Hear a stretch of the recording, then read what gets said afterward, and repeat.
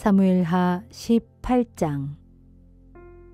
다윗은 자기를 따라온 군사들을 점검하면서 천부장들과 백부장들을 임명했다.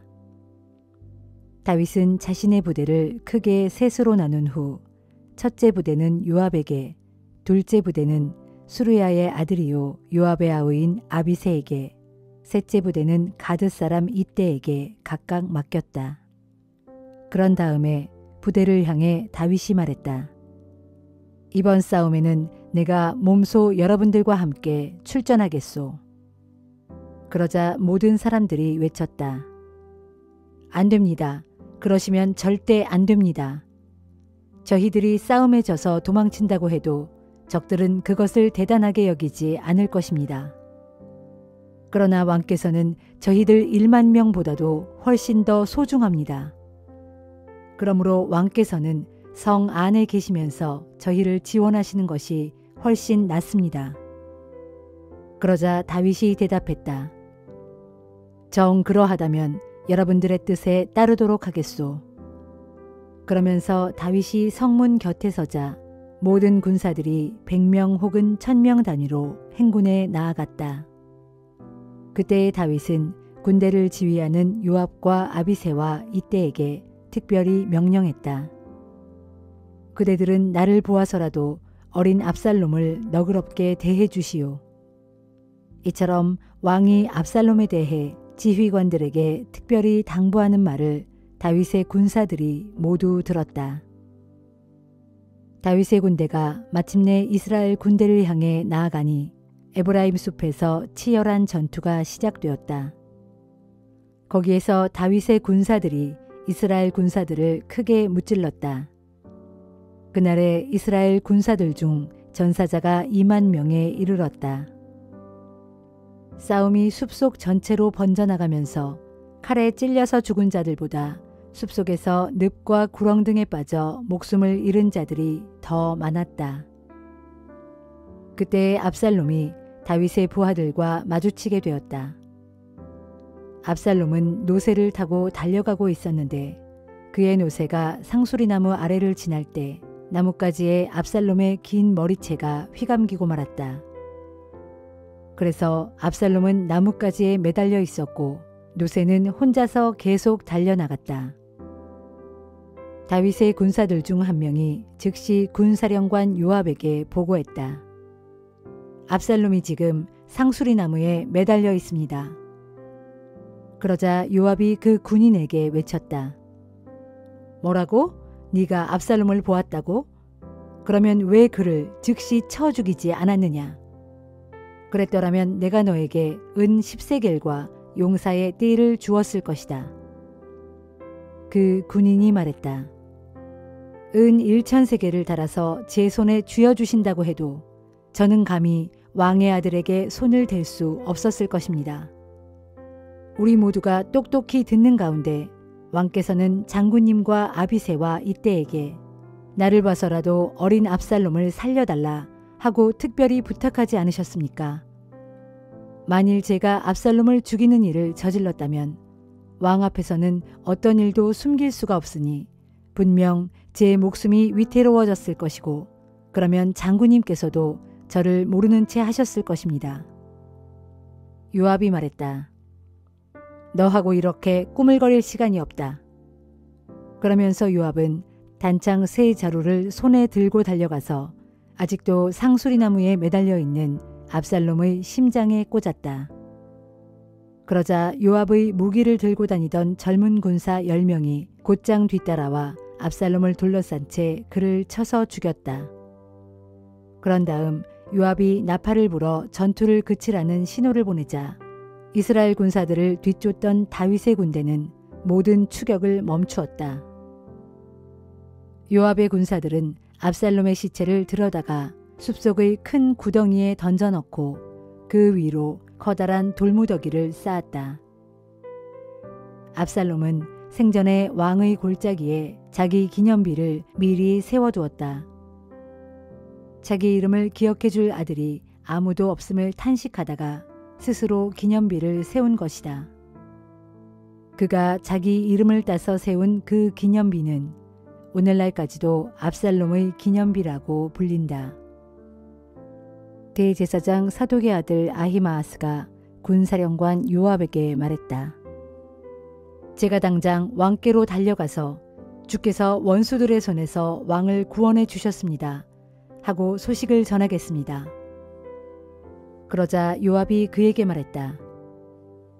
안 된다. 오늘은 네가 소식을 전하러 가지 말라. 다른 때라면 몰라도 오늘은 절대로 안 된다. 왕의 아들이 죽었기 때문이다. 요압은 어떤 구스 사람을 불러 말했다. 네가 가도록 하라. 가서 다윗 왕께 네가 본 대로 말씀을 드려라. 그 구스 사람은 요압에게 엎드려 절을 하고 즉시 달려갔다. 그러자 사독의 아들 아히마아스가 요압에게 말했다. 무슨 일을 당해도 좋으니 저 구스 사람을 뒤따라가게 허락해 주십시오. 그러나 요압은 여전히 그를 말렸다. 아히마아스야, 왜 그렇게 나서고 싶어 하느냐? 이번 일은 아무리 잘 전한다 해도 어떤 보상도 돌아올 것이 없다. 그래도 아히마아스가 말했다. 무슨 일을 당해도 좋으니 저를 보내주십시오. 요압이 하는 수 없이 허락하자 아히마아스는 요단 골짜기를 지나는 길로 힘껏 달려서 구스 사람을 앞질러 갔다. 한편 그때의 다윗은 바깥 성문과 안 성문 사이에 앉아 있었고 파수꾼은 성문의 지붕 위에 설치한 전망대에서 먼 곳까지 내려다보고 있었다. 그때 파수꾼은 어떤 사람이 혼자서 급히 달려오고 있는 것을 보았다. 파수꾼이 왕에게 큰 소리로 그 사실을 보고했다. 왕이 말했다. 혼자서 달려오고 있다면 틀림없이 좋은 소식을 가져오고 있을 것이다. 그 사람은 점점 더 성문을 향해 가까이 다가오고 있었다. 그런데 파수꾼은 멀리서 또 한 사람이 달려오고 있는 것을 보고는 문지기에게 큰 소리로 말했다. 또 한 사람이 달려온다. 그러자 왕이 말했다. 그자도 좋은 소식을 가져오는 것이 분명하다. 파수꾼이 말했다. 앞서 달려오는 자는 대제사장 사독의 아들 아히마아스인 것 같습니다. 왕이 대답했다. 그는 좋은 사람이니 분명 좋은 소식을 가져올 것이다. 마침내 아히마아스가 왕에게 외쳤다. 모든 일이 잘 되었습니다. 그는 왕 앞으로 달려와 엎드려 절을 올린 다음 말했다. 왕의 하나님 주께 찬양을 드립니다. 하나님께서는 왕을 반역한 자들을 왕의 손에 넘겨주셨습니다. 왕이 그에게 물었다. 어린 압살롬은 어떻게 되었느냐? 그는 다치지 않았느냐? 아히마아스가 대답했다. 요압 장군이 이 종을 보낼 때 큰 소동이 일어난 것을 보았습니다. 그러나 무슨 일인지는 알 수 없었습니다. 그러자 왕이 말했다. 그대는 물러나 내 곁에 서서 기다리고 있어라. 그때 구스 사람이 도착하여 왕에게 아뢰었다. 왕이시여, 기쁜 소식을 가져왔습니다. 주께서 오늘 왕께 반역하여 일어선 무리들을 물리쳐서 모두 없애주셨습니다. 다윗이 구스 사람에게 급히 물었다. 어린 압살롬은 어떻게 되었느냐? 구스 사람이 대답했다. 왕께 대항하여 일어서는 모든 원수들은 압살롬과 똑같은 일을 당해야 마땅할 것입니다. 그 말을 듣고 다윗 왕은 마음이 찢어지는 것 같은 큰 충격을 받았다. 그는 성문 위의 다락방으로 올라가 큰 소리로 울부짖었다. 아, 내 아들 압살롬아, 내 아들 압살롬아.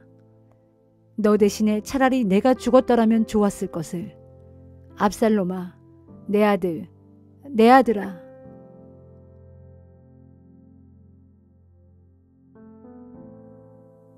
고린도 후서 11장. 형제 여러분은 이미 그렇게 하고 계시지만 내가 좀 어리석은 말을 하더라도 참고 내 말을 꼭 들어주시기를 바랍니다. 하나님께서 질투하시는 하나님이시듯 저 또한 여러분에 대해 질투합니다. 나는 여러분을 한 분이신 남편 그리스도께 인도하겠다고 약속했습니다. 즉, 순결한 처녀로서 여러분을 그분께 바쳐 약혼시켰습니다. 하지만 나는 두렵습니다. 하와가 뱀의 간교한 꾀에 빠져 속임을 당한 것처럼 여러분의 마음이 그리스도께 대한 순결하고 신실한 헌신에서 벗어나 부패하게 되지는 않을까 항상 마음 졸이고 있습니다. 누군가가 와서 우리가 가르친 것과 다른 예수를 여러분에게 전해도 여러분은 너무나 쉽게 잘 받아들입니다.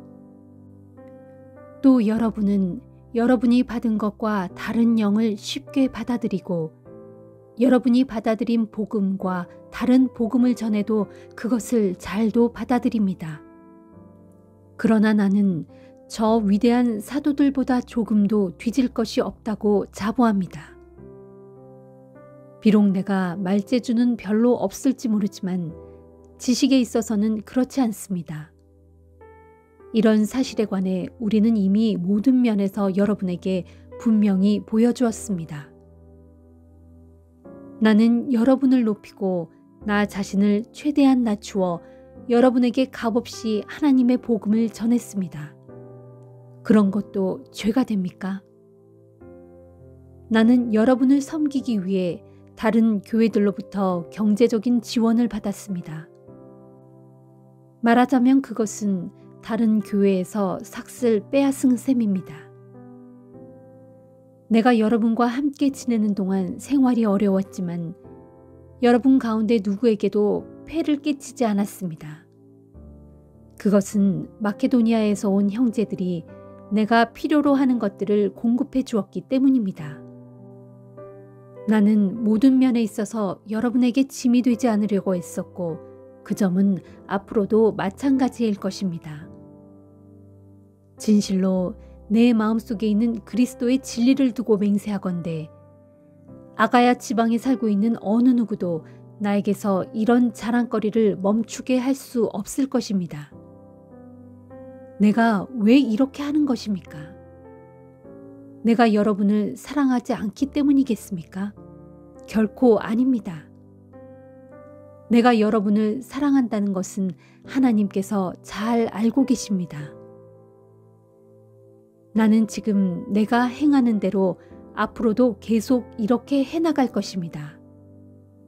그 까닭은 우리와 같은 방법으로 하나님의 일을 하고 있다고 자랑하고 싶어서 항상 기회를 노리는 사람들에게 그 기회를 없애버리기 위해서입니다. 그런 사람들은 거짓 사도들이고 속이는 일꾼들이고 그리스도의 사도로 가장한 자들입니다. 그러나 알고 보면 그리 놀랄 일도 아닙니다. 사탄도 종종 빛의 천사로 가장합니다.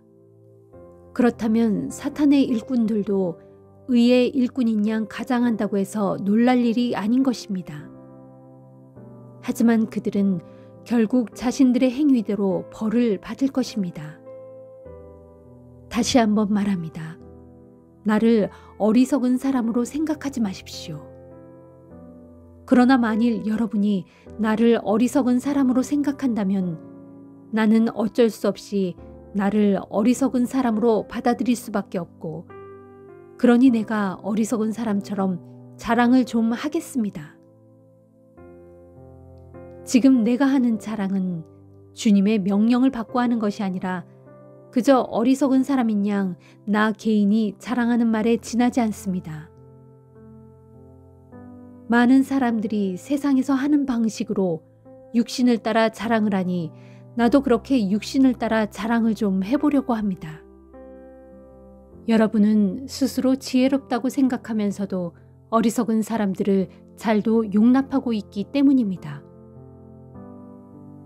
누가 여러분을 종으로 부려도 여러분을 착취해도 여러분을 이용하여 이득을 취해도 여러분을 업신여겨도 여러분의 뺨을 때려도 여러분은 잘도 참아줍니다.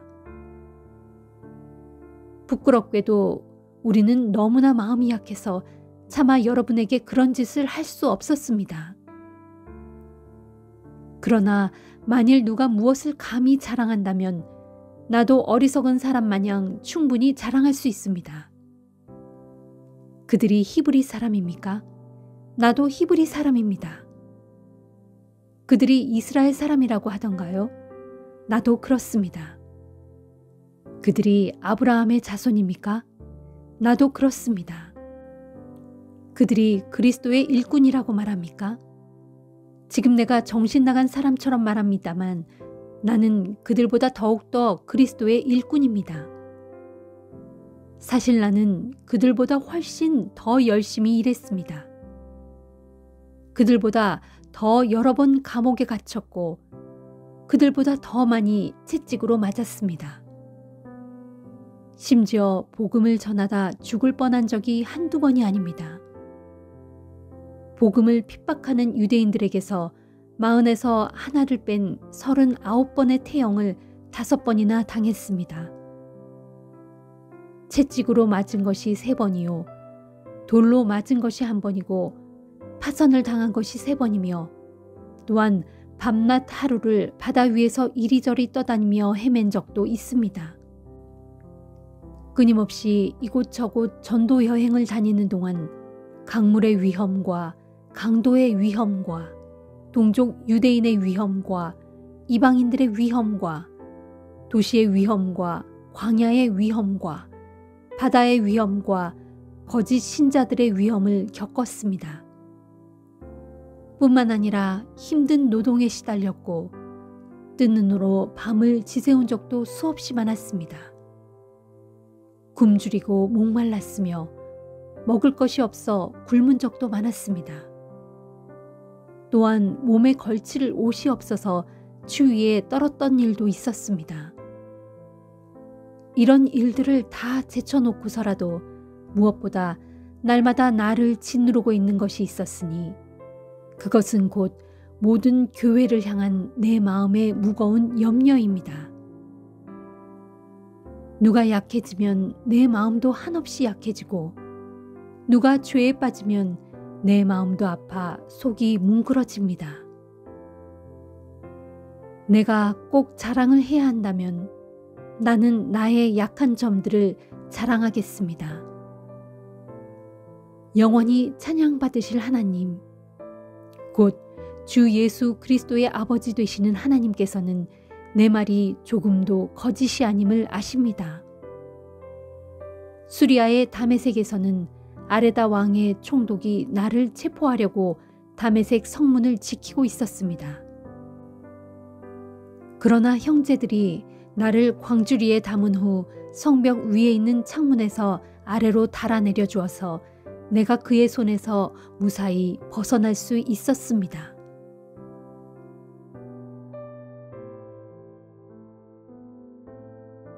에스겔 25장. 주의 말씀이 내게 또 내렸다. 너 사람아, 너는 암몬 족속이 있는 쪽으로 내 얼굴을 향하고 그들에게 임할 심판을 선포하여라. 너는 암몬 족속을 쳐서 예언하기를 너희는 주 하나님의 말씀을 들어라. 주 하나님께서 말씀하신다. 너희는 내 성소가 짓밟혀 더럽혀졌을 때, 이스라엘 땅이 파괴되어 황폐해졌을 때, 유다 백성이 사로잡혀 포로로 끌려갔을 때 그런 광경들을 보고 말하기를 얼씨구 좋구나, 참으로 잘 되었다 하고 환호성을 질렀다. 그러므로 내가 너희를 동방 사람들의 손에 넘겨주겠다. 그들이 내 땅으로 몰려와 진을 치고 내 땅 가운데 자기들이 살아갈 천막을 칠 것이며 내 땅에서 나는 과일들을 먹고 내 우유를 빼앗아 마실 것이다. 그날에 내가 또 너희의 도성 랍바를 낙타의 방목장으로 만들고 너희 암몬 족속의 땅을 양떼가 누워 쉬는 곳으로 바꾸어 놓겠다. 그때서야 비로소 너희가 나를 주인 줄 알게 될 것이다. 나 주가 말한다. 이스라엘 땅이 대적에게 짓밟혀 황폐해졌을 때 너는 그 광경을 보고 손뼉을 치고 발을 구르며 좋아하였고 온 마음으로 멸시하면서 기뻐하였다. 그러므로 이제 내가 내 손을 너희에게로 뻗어 너희를 다른 여러 민족들의 손에 넘겨주어 그들로 너희 민족을 철저히 약탈하게 할 것이니 그들이 온 땅의 여러 민족들 가운데서 너희를 끊어버리고 온 세상의 문 나라들 가운데서 너희를 멸망시켜 뿌리째 잘라버릴 것이다. 그렇게 되면 그제야 너희가 나를 주인 줄 알게 될 것이다 하여라. 나 주 하나님이 말한다. 모압과 세일이 말하기를 유다 족속도 다른 모든 이방 족속들과 다를 게 아무것도 없다 하는구나. 그러므로 내가 모압 땅의 변방에 있는 여러 성읍들 곧 그 나라의 영광인 베드여시목과 바알모온과 기랴다임을 허물어 버리겠다. 암몬 족속과 마찬가지로 내가 모압 족속도 동방 사람들의 손에 넘겨주어 그 땅을 차지하게 할 것이니 이로써 모압 족속이 더 이상 문 민족들 가운데서 기억되지 않도록 하겠다. 내가 이렇게 모압 족속을 심판하여 그들에게 벌을 내리면 그때서야 비로소 그들이 나를 주인 줄 알게 될 것이다. 나 주 하나님이 말한다. 에돔 족속이 유다 족속을 쳐서 자신들의 원수를 갚았으나 지나치도록 무자비하게 원수를 갚음으로써 크게 죄를 지었다. 그러므로 나 주 하나님이 말한다. 이제 내가 내 권능의 손을 에돔 위에 뻗어 그들을 칠 것이니 내가 에돔 땅에서 사람들과 짐승들을 다 없애버리고 그 땅을 폐허로 만들겠다. 대만에서 드단에 이르기까지 에돔 땅 전역을 황무지로 만들 것이니 그 땅의 사람들이 모두 칼에 찔려 죽을 것이다. 내가 내 백성 이스라엘의 손을 빌려 에돔 족속에게 보복할 것이니 그날의 이스라엘 족속은 나의 분노와 진노에 따라 에돔 족속에게 그대로 보복할 것이다. 이렇게 이스라엘 족속이 나의 분노와 진노에 따라 에돔 족속에게 가차없이 보복하면 그때서야 비로소 에돔 족속은 내가 보복한 줄을 알게 될 것이다. 이는 나 주 하나님의 말이다. 나 주 하나님이 말한다. 블레셋 족속이 옛날부터 이스라엘에 대하여 적개심을 품고 아주 미워하였으므로 마음속에 앙심을 품고 이스라엘 족속을 쳐서 모조리 없애려고 하였다. 그러므로 나 주 하나님이 말한다. 이제 내가 내 권능의 손을 블레셋 족속의 머리 위에 뻗어 그들을 사정없이 칠 것이니 그 땅의 그렛 사람들을 모조리 끊어버리고 해변에 남아있는 자들을 다 없애버리겠다. 그날에 내가 끓어오르는 엄청난 분노로 그들에게 크게 보복할 것이니 내가 그들에게 내 원한을 철저히 갚을 때에 그제야 비로소 그들은 내가 주인 줄 알게 될 것이다.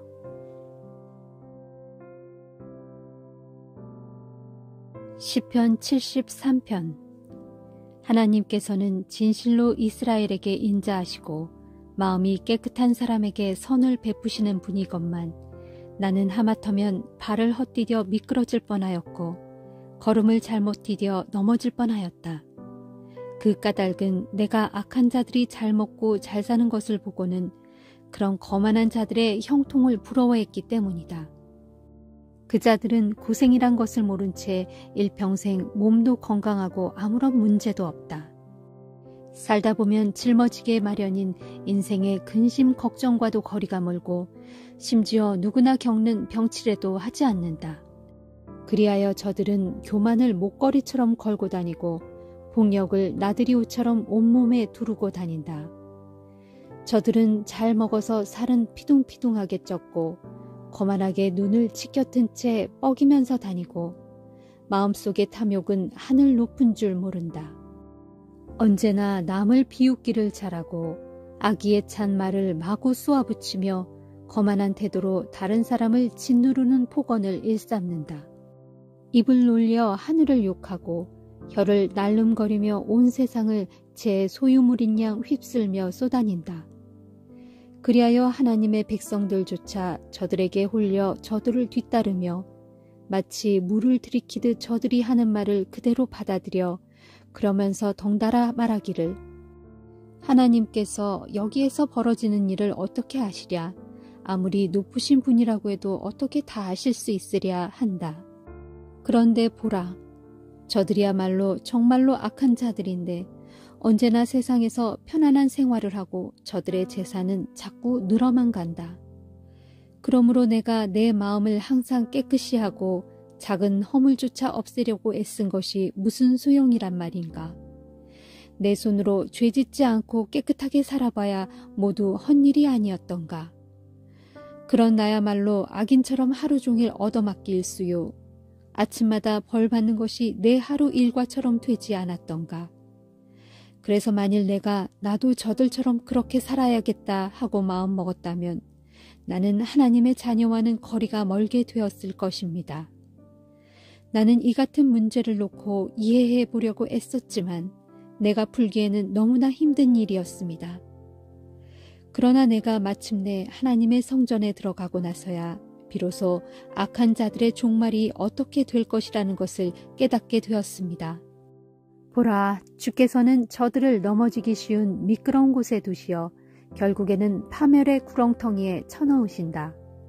그러면 저들은 갑작스럽게 파멸로 치닫게 되니 큰 공포에 휩싸여 어찌할 바를 모른다. 그리하여 아침에 일어나면 모두 사라지는 꿈과도 같이 주께서 일어나 행하실 때에 저들은 한낱 꿈처럼 흔적도 없이 사라지고 만다. 그동안 내 마음이 심히 괴로웠고 내 창자가 찔린 듯이 아팠지만 나는 우둔하여 아무것도 몰랐고 주님 앞에서 한 마리 짐승과도 같았다.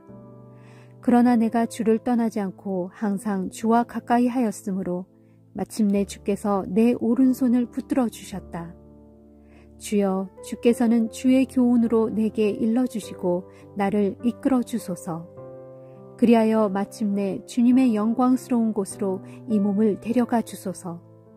하늘에 올라간들 내가 주님 외에 누구를 의지할 수 있겠습니까? 땅에서도 내가 주님 외에 무엇을 더 바라겠습니까? 내 몸과 마음이 다 시들어갈지라도 하나님께서는 언제까지나 나의 힘이시며 나의 영원한 몫이십니다. 주를 멀리하는 자들은 다 멸망하리니 주께서는 주께 신실하지 못한 자들을 모두 쓸어버리실 것입니다. 그러나 이 몸은 하나님 가까이에 있으니 너무나 좋습니다.